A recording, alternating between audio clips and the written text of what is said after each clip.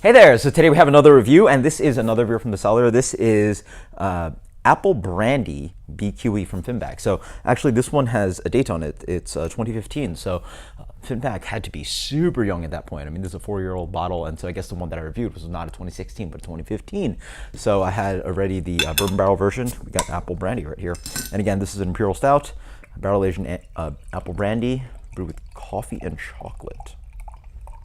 So that's what it turns out. Appearance is pretty much the same as assumed, and yeah, I can already smell the barrel right here. Yeah, it's got that depth of just like sweet, appley, kind of almost like kirsch liqueur, kind of sweet liqueur sweetness to it. Dominated by that.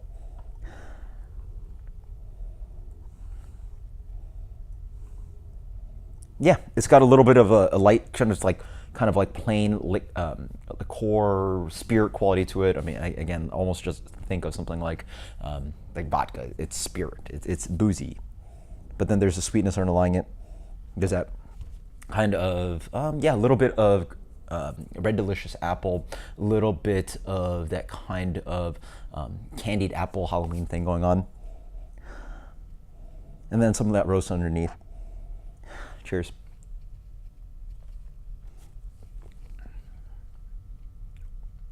Okay.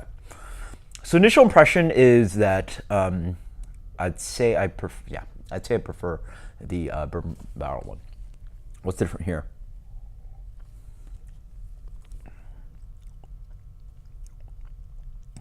In general, the spirit is quite clear. Again, it's not a instead of bourbon, this is a tastes like a lighter spirit. It has that underlying kind of just like liqueur flavor, but it's got a white spirit flavor, right? So whereas bourbon can be spirit forward, but it is dominated by an apple pie spice, caramel, brown sugar. That's generally the tight kind of range. When you talk about whiskey, bourbon's actually quite tight in its ability to offer flavor profile. Here it's quite clear as well. It has a little bit of this kind of just like white spirit kind of thing coming through. So instead of like dumping a little bit of bourbon into your Imperial Stout, now you taste like you dumped a little bit of vodka in there. And so that's when it comes, the complexity is even more harsh, right? So it can be a little bit spirit forward from the bourbon addition from the cask, but now it's just like vodka. Yeah, this is quite boozy. Not quite sure I take. Then again, I'm not a drinker of apple brandy. There's very few brands out there to be making other than Laird's. Yeah, not really tasting too much of that. It's generally, again, spirit forward. And then on the back end, this one seems like it's lacking in the chocolate, because I think what the bourbon cask does is offer vanilla, and that offers some complexity. Here, the chocolate is lingering on the back end. The coffee sort of died away. Is sort of a little bit disjointed. It's not as bad beer at all. I mean, I'm trying to contrast. And maybe this tasted great when it was fresh, and I'm sure I gave it probably a decent rating. Drinking it right now, it's just sort of falling apart in my mind. The spirit forward character of the cask is just quite aggressive. That apple brandy is quite aggressive and hasn't really melded into the beer. And then it's still supported by a very good base beer. So that's, you know, the saving grace of this beer. So that's a rating.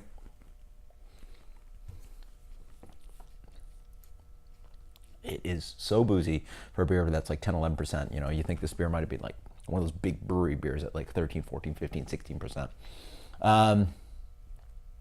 87?